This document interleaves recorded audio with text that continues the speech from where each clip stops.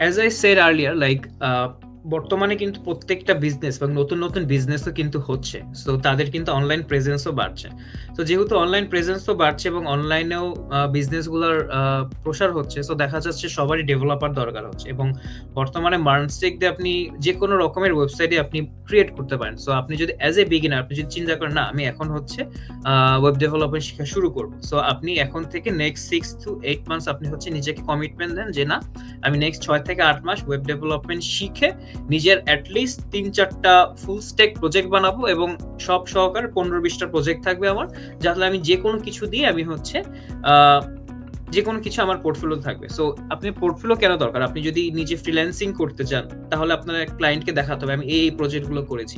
বা আপনি যদি জব করতে চান তখন আপনার এইচআর কে বা আপনার টেক লিড কে বা প্রজেক্ট ম্যানেজারকে আপনার দেখাতে হবে যে এই প্রজেক্টগুলো করেছি। সো সেই সকল ক্ষেত্রেও কিন্তু আপনার এই পোর্টফোলিও ওয়েবসাইটটা দরকার হয়। আচ্ছা, সো বর্তমানে যদি আপনি স্টার্ট করেন শিখা, আপনি নেক্সট 6 to 8 মান্থস যদি আপনি মান্থস থেকে নিজেকে ডেডিকেটেড করেন, তো হ্যাঁ জব অপরচুনিটিস অবশ্যই বৃদ্ধি পাচ্ছে, সব জায়গাতেও আপনার ভ্যাকেন্সি ক্রিয়েট হচ্ছে ফর মানস্ট্যাক, যেহেতু নতুন নতুন বিজনেস হচ্ছে। তো আপনি শিখলে অবশ্যই আপনার স্কিলটা খুবই কাজে দিবে। এন্ড বর্তমানে বাংলাদেশ ছাড়াও আপনি যদি বাইরের মার্কেটের কথা বলি, আপনি ইউরোপের দিকে, ইউএসএ দিকে আপনি জাস্ট সিম্পলি মার্নস্টেক জব অপরচুনিটি ইউএসএ বা ইউরোপ লেখেন, আপনি কিন্তু অনেক লিস্টিং দেখতে পাবেন। হ্যাঁ অবশ্যই এটার অপরচুনিটিস বৃদ্ধি পাচ্ছে, সো আপনি শিখলে আপনার খুবই কাজে দেবে হোপফুলি।